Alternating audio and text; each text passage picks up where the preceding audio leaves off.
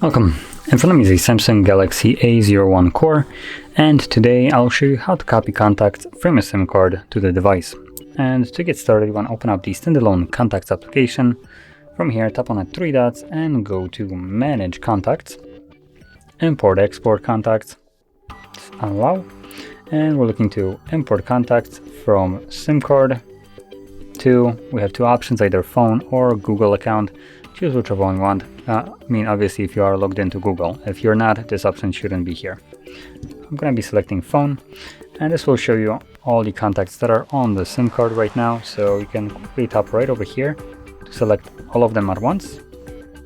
Assuming the screen allows me to actually press right there.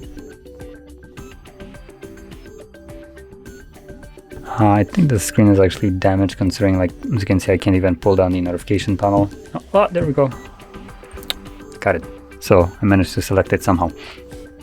So anyway, as you can see, this selects all the contacts. Now, if you don't want all of them, but as an example, almost all, majority of them, and you have more than like 7 contacts, then you can select all and then tap on contacts that you don't want to basically unselect them.